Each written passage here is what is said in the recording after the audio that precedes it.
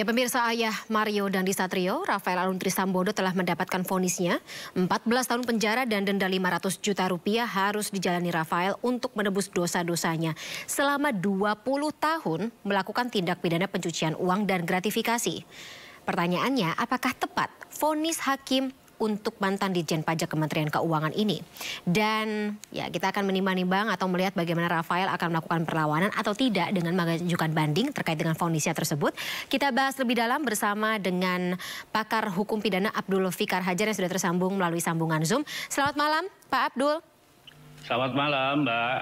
Baik, Pak Abdul Fikar, kalau misalnya melihat bagaimana vonis sebanyak 14 tahun penjara dan denda 500 juta rupiah untuk tindak pidana pencucian uang dan juga gratifikasi yang dilakukan selama 20 tahun ini sudah tepat, cukup, kurang?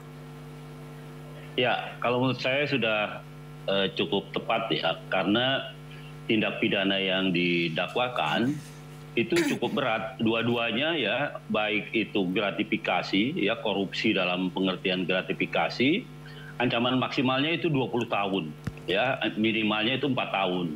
Kemudian pencucian uang juga demikian juga, ya pasal 3 itu menyembunyikan atau menyamarkan hasil kejahatan, ya itu juga ancamannya 20 tahun juga, gitu. Artinya kalau dua-duanya terbukti gitu sebenarnya kan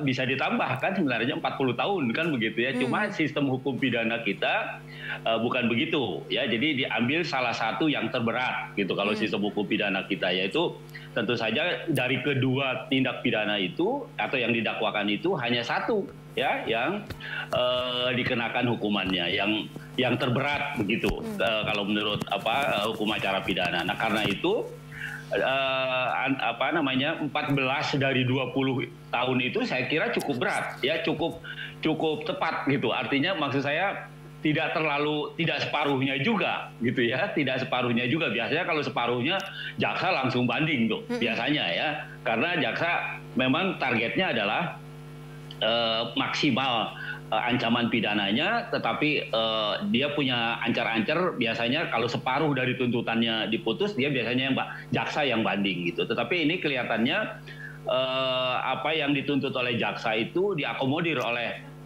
pengadilan karena dianggap memang sudah terbukti ya, karena kan kalau lihat pola relasi ASN yang terutama yang bekerja di perpajakan gitu ya, itu potensi korupsinya tinggi itu. Karena apa? Karena itu tadi berhadapan dengan wajib pajak gitu. Jadi perbuatan-perbuatan memanipulasi atau memanfaatkan jabatannya itu sangat potensial gitu. Nah, karena itu hukuman 14 tahun ini saya kira sudah cukup adil gitu, dan ini bisa menjadi perhatian bagi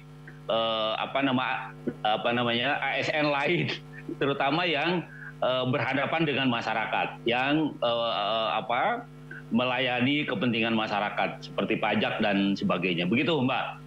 Oke, tapi ini kan kita tidak bisa apakah memang harus memisahkan antara dia seseorang yang menggunakan wewenangnya atau kewenangannya secara salah, kemudian juga ya tadi potensi korupsi, tapi tidak dimasukkan dalam sebuah BAP, itu juga tidak bisa menjadi pertimbangan bagi majelis hakim untuk memperberat besaran vonisnya?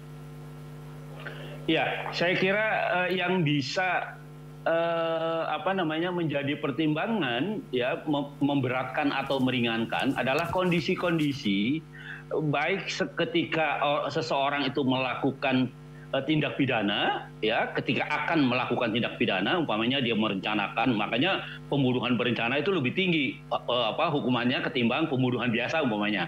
Artinya sesuatu yang direncanakan gitu ya, itu pasti akan lebih tinggi menjadi alasan untuk pemberatnya. Tapi TPPU dan gratifikasi kan juga termasuk sesuatu yang direncanakan, Pak Abdul Fikar.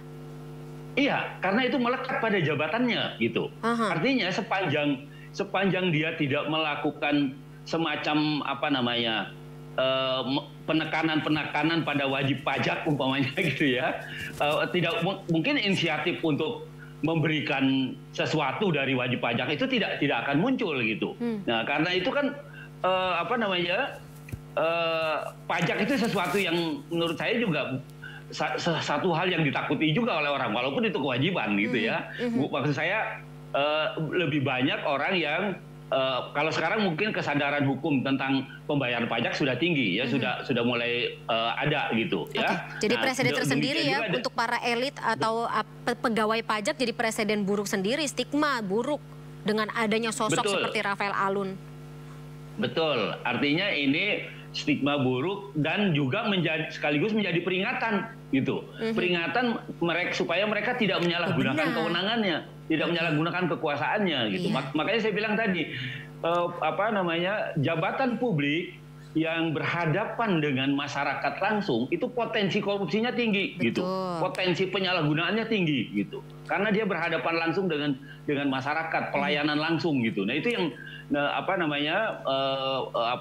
karena itu kemudian Majelis Hakim memutuskan 14 tahun itu ya sudah cukup adil kalau menurut saya. Begitu, Mbak. Nah, Pak Abdul Fikar, kalau misalnya nih tim kuasa hukum atau juga ya dari pihak Rafael Alun Trisambodo sendiri ingin mengajukan banding, kira-kira yang jadi pertimbangan untuk Majelis Pengadilan Tinggi dalam memutus nanti hukuman banding, bisakah melihat dampak, kemudian juga ya tindakan-tindakan serta tentunya bukti-bukti apa saja yang telah dihadirkan dalam persidangan, untuk apakah ada kemungkinan besarannya ini dikurangi seperti yang sudah-sudah kekhawatiran dari masyarakat adalah hukum itu tajam ke bawah tapi tumpul ke atas.